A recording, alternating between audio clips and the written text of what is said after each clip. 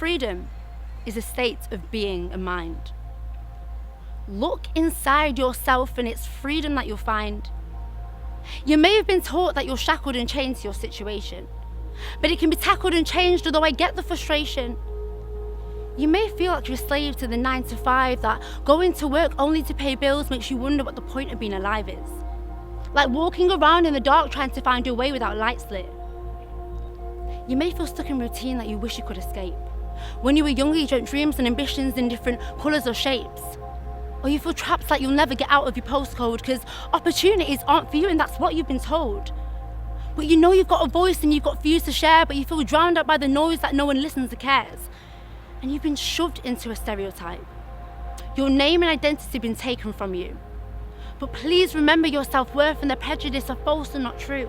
So I tell you, as a people, we're gonna rise up. Don't be put off, those above are gonna try and oppress and keep their lies up. So we gotta stay ahead and keep our voices and eyes up. We'll explore different postcodes and take back our dreams.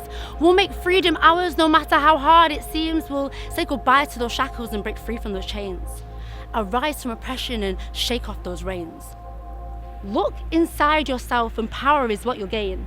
It's time to step above the whole of society and claim back your name.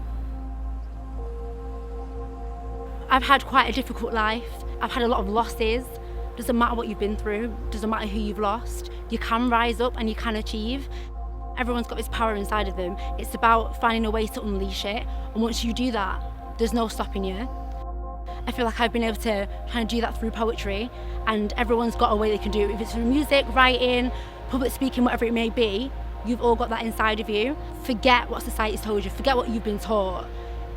Like, you've got all this power, all this passion inside of you, and like, this is your time. I remember one Christmas treating gifts like God, having faith in the unseen, to open it up like, what is this? This wasn't on my wish list.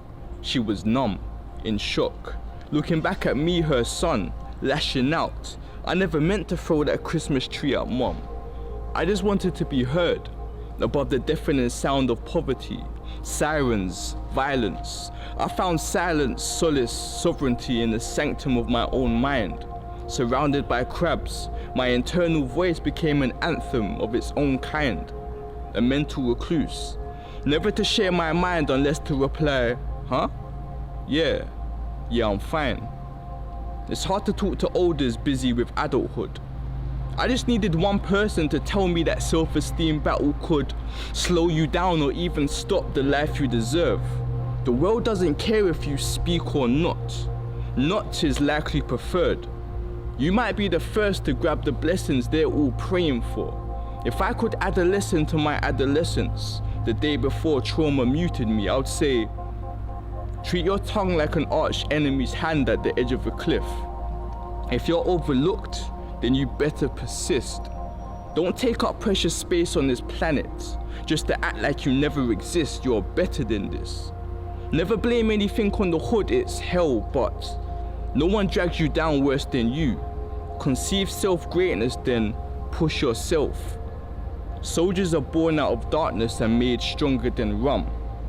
If I could talk to my younger self, I would say, look up to the person you want to become.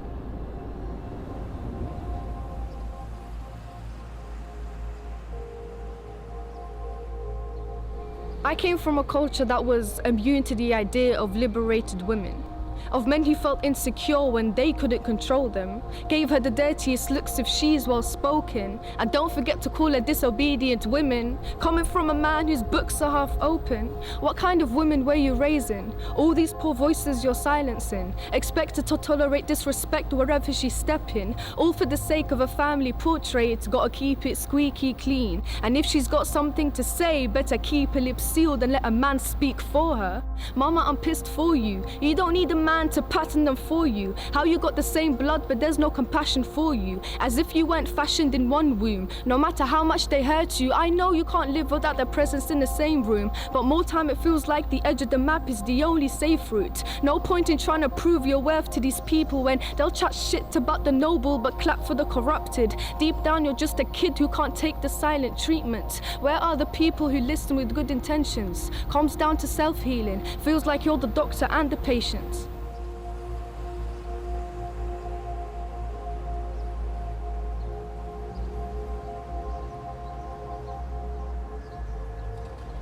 The sun sets and the sun rises every morning, and even if you might go through a dark place at this time, every day the sun rises, and I believe we should just hope for the future. I didn't used to think our voices were important. Then I heard JME talk about grinding for Corbyn, clocked the Guardian, and I seen it one morning how to engage with the youth they've started exploring. Because we're a generation they could no longer be ignoring, because we are the ones that are future forming. Been silent so long now our voices are roaring, mess up again and we'll take shots with no warning like Stormzy at the Brits. How could we continue to stay silent when these problems aren't fixed? And I know that they say with age comes wisdom, but listen as I try to convey our ambition. We are the future that is already written, and we're on a mission that doesn't fit in your system, so with eyes dull with age, how can you possibly see our vision? So it's the job of the youth to dream, to seize the daylight, carpe diem, with a team to scheme and aim for dreams, to reach for things that can't be seen.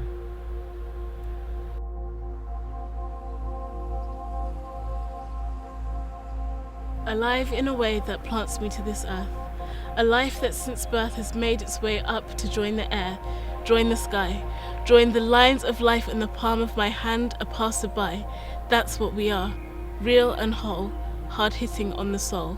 You were once rapping something by the drip drop of the sink, sinking into a feeling that only comes at 6:12 in the evening, a new poem revealing itself to you, breathing a starting breath into words no longer strong enough to open your heart, not a sentence to put back the pieces ripped apart. Then I heard what they had to say. The people came like soap and washed my words away until one day I went to a place on minimum sleep, began writing what one can't tell, and listened while the rain fell into my heart and stayed. It said, "Great things come in isolation, so don't be afraid." Now I can run in a straight line up, find a lighthouse with sails of silver by, and there you can catch a glimpse of me with my fingertips on the sky.